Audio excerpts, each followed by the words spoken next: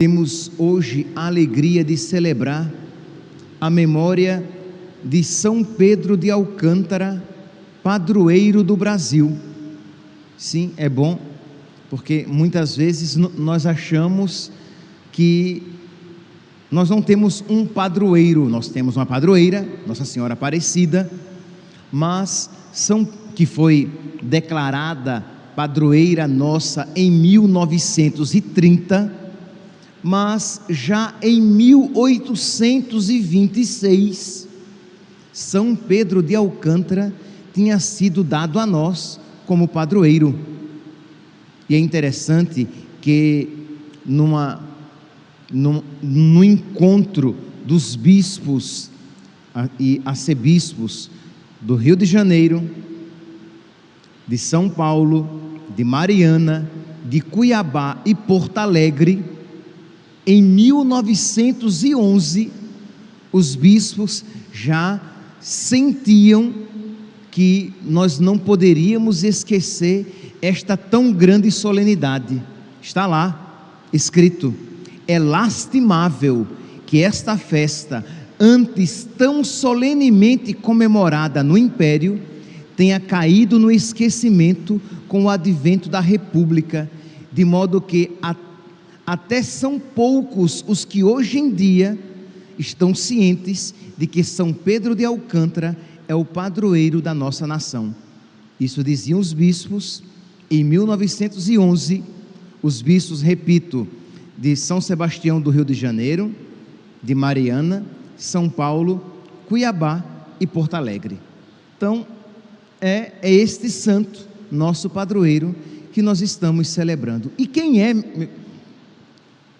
foi São Pedro de Alcântara, que eu tenho certeza que quanto mais o conhecermos, quanto melhor o conhecermos, nós iremos ser melhores devotos e imitadores.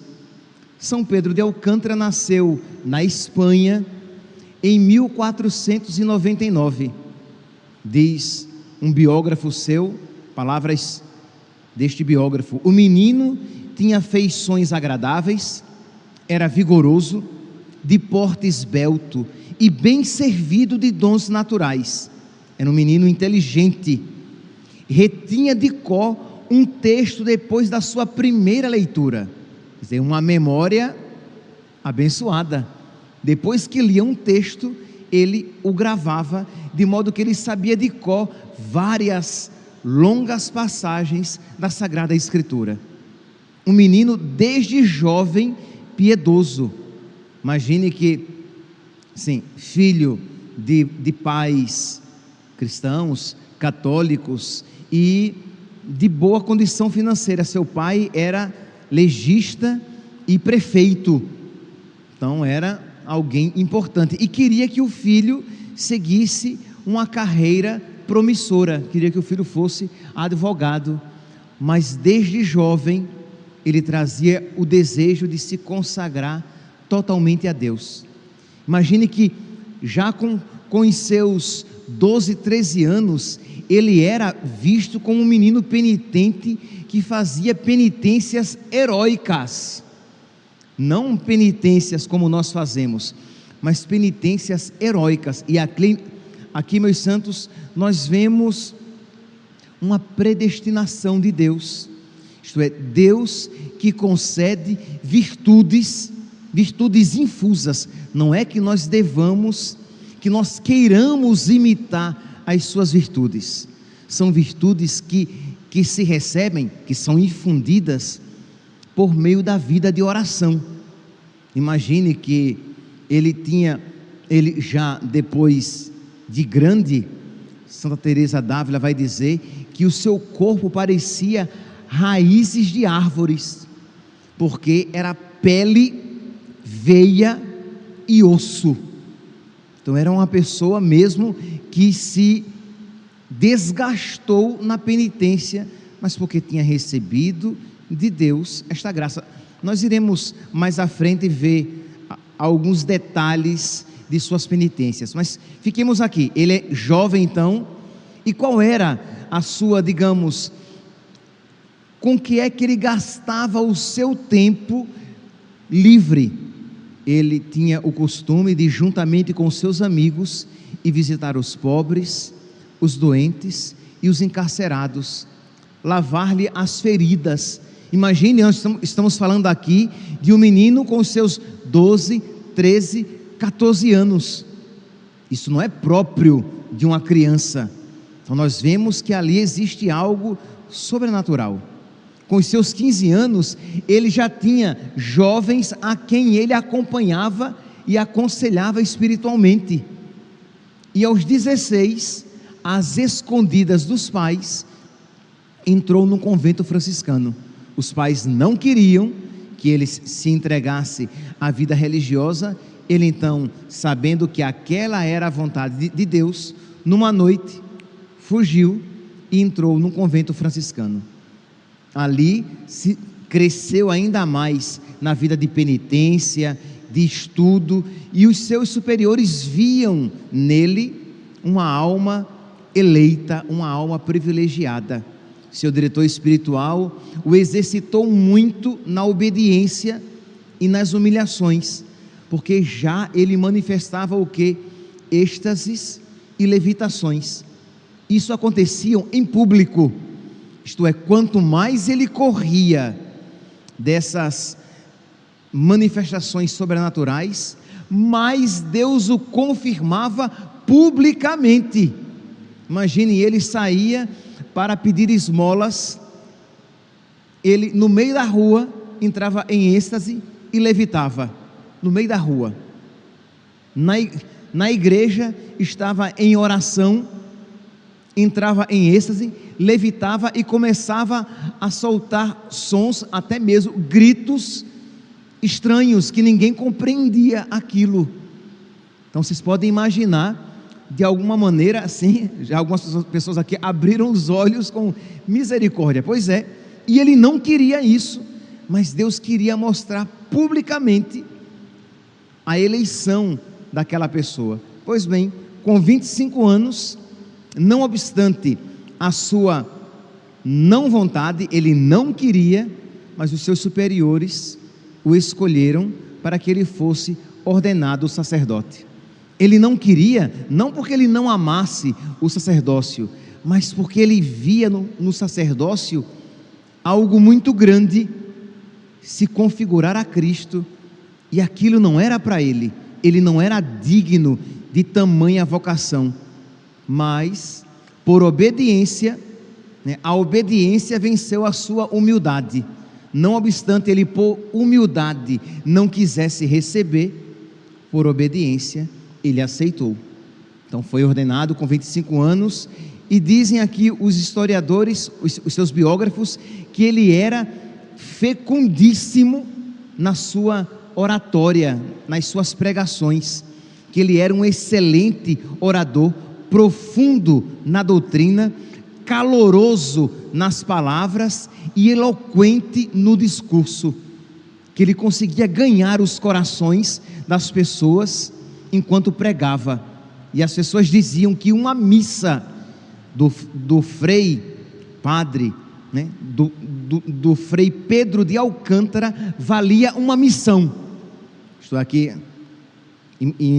pensem aqui as ordens que faziam missões em alguns lugares. Pois bem, eles dizem o quê? Que uma missa dele conseguia converter mais pessoas do que uma missão inteira de vários frades.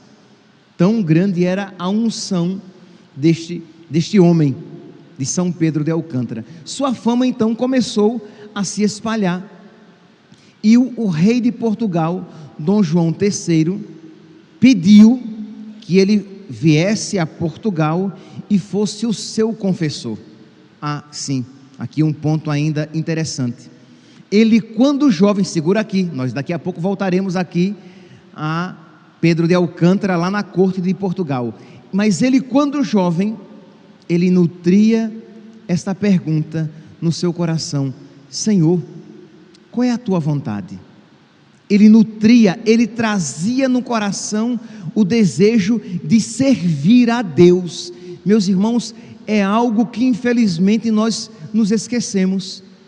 Muitos, não são poucos, muitos na igreja na Igreja Católica, tem uma ideia de que a religião é para servi-lo. Isto é, as pessoas vão à igreja e têm práticas religiosas porque elas querem ser servidas por Deus. Elas querem ser protegidas, elas querem alcançar graças, elas querem ter uma vida tranquila, quando o objetivo da religião é outro, é servir a Deus. Aí você vai dizer, mas padre, mas Deus nos protege? Protege. Deus nos abençoa? Abençoa.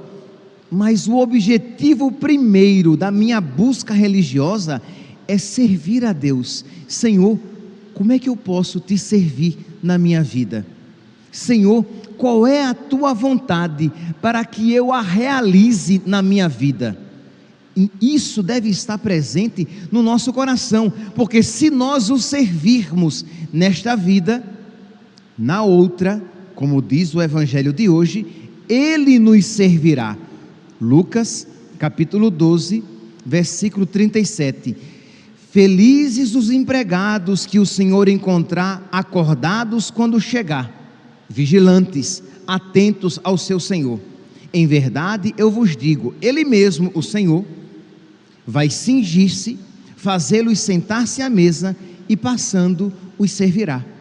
Então o Senhor nos servirá, o Senhor nos encherá com os seus dons, o Senhor nos cumulará com a sua presença, mas para isso nós precisamos estar dispostos a neste mundo servir a Deus.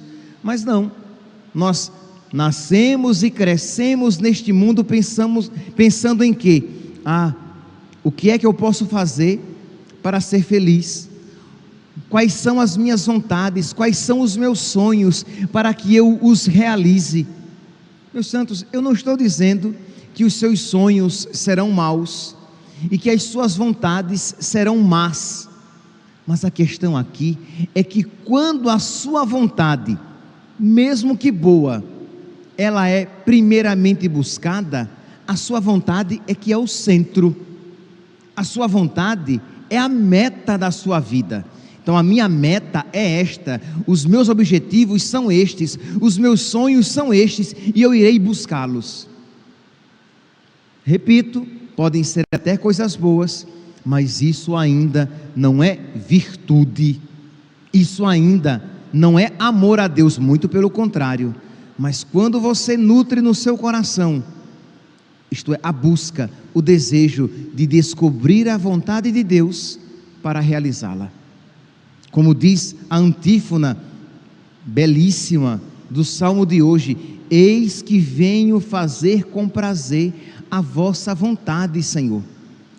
O autor da carta aos Hebreus coloca este versículo nos lábios de nosso Senhor ao entrar no mundo. Ao entrar no mundo, Jesus Cristo disse: eis que venho fazer a vossa vontade, Senhor. Então nós precisamos pedir a Deus que coloque no nosso coração esta graça, esta realidade sobrenatural. Meu Deus, eu quero viver a minha vida procurando fazer a tua vontade. Meu Deus, eu te peço, concede-me a graça de me alegrar neste mundo, procurando aquilo que te alegra. E isso, eu repito, isso não é natural, isso é sobrenatural. Mas este é o caminho da santidade, e isso estava presente no coração de São Pedro de Alcântara desde menino. Desde menino, ele queria alegrar a Deus, a alegria dele era buscar a alegria de Deus. O que o alimentava era fazer a vontade de Deus. Então nós vemos quão unido a nosso Senhor ele estava, porque esta foi exatamente a vida de nosso Senhor. Meus santinhos, o cristão é um outro Cristo. Se o cristão não for um outro Cristo, ele não é nada. Se o cristão, ele não quiser reproduzir na sua vida a vida de Cristo, ele não é nada. Ele é um pagão. Ele é um pagão batizado, mas ele não é um cristão. O que é que os pagãos antigamente faziam? Os pagãos, eles não tinham uma religião específica, eles prestavam culto às várias divindades, para que aquelas várias divindades lhes concedessem graças. Então eles podiam cultuar divindades que fossem até inimigas, mas desde que ele alcançasse aquilo que ele queria, ele as cultuava e lhes oferecia oferendas, lhes reverenciava. Nós não podemos ser assim. Mesmo que tenhamos uma única divindade, mas se a nossa atitude for a mesma dos pagãos, isto é, eu a reverencio para alcançar o que eu quero, é a mesma atitude. O que apenas nos diferencia dos pagãos é que eles reverenciavam várias divindades. Nós reverenciamos apenas uma, mas eles, os pagãos, reverenciavam as várias divindades para alcançar aquilo que eles queriam. E você reverencia uma única divindade para alcançar o que você quer. Mas percebe que o que movia os pagãos e o que move você é sempre a realização da sua vontade, é sempre alcançar aquilo que você quer, é sempre a realização dos seus sonhos. E este não é o caminho vivido e ensinado por nosso Senhor.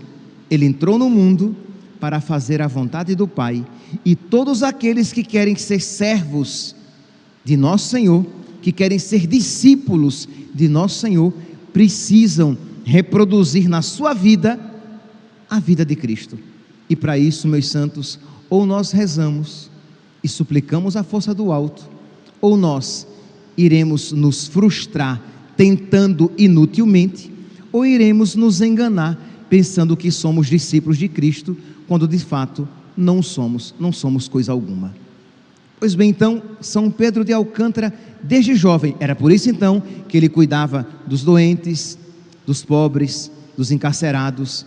Foi por isso que ele entrou no convento franciscano, porque ele viu naquilo a vontade de Deus, não na vontade do seu pai. Foi por isso que ele se entregava a mortificações grandiosíssimas, porque ele via ali, naquilo, a vontade de Deus. É claro que a vontade de Deus não se manifestará para todos nós da mesma maneira. Imagine, ele dormia apenas 1h30 por dia, e dormia de joelhos, com o queixo encostado numa tábua, ou sentado encostado na parede. Dormia 1h30 e dormia assim. Você vai dizer: padre, mas eu não consigo. Não consegue mesmo, e nem tente, vai adoecer, nem tente. Isso é o tipo da coisa que você faz quando você para aquilo se sente chamado. Então, se você recebe esta graça infusa, que ela não é aprendida no sentido de uma repetição, mas ela é apreendida, ela é recebida do alto na sua vida de oração.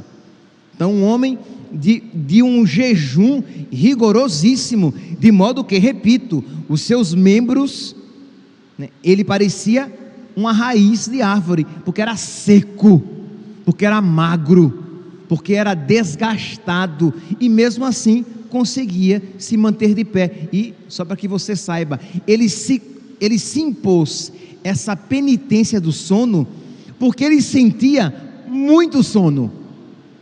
Como ele, sempre que ia rezar, sempre que ia ao coro, que ia rezar com os irmãos, ele sentia o sono, ele era tentado e não conseguia rezar direito.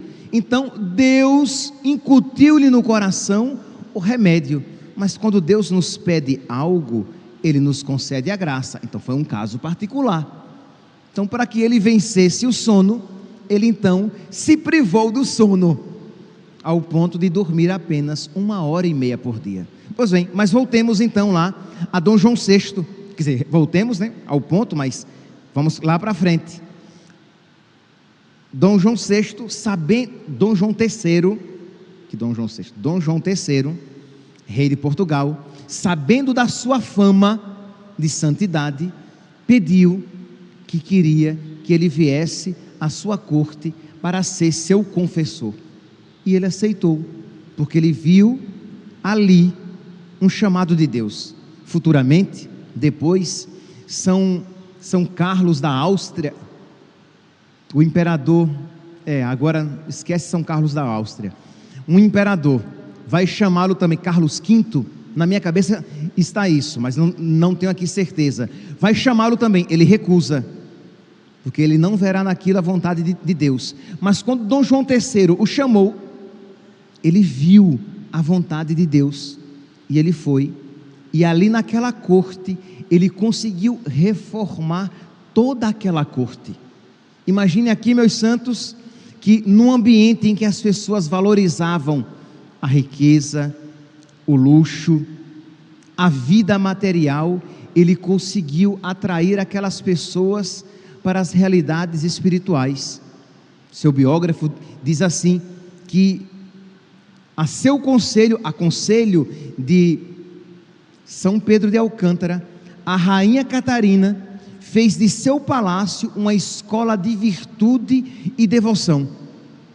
O infante, o irmão do rei, mandou construir um convento e nele se retirou para viver como o mais pobre dos religiosos, depois de ter vendido tudo e tendo feito voto solene de pobreza e castidade. E viveu num tal rigor que São Pedro de Alcântara foi lá e disse: diminua porque você está comprometendo a sua saúde. Isto é, aquilo que por generosidade o irmão do rei estava fazendo, não era a vontade de Deus.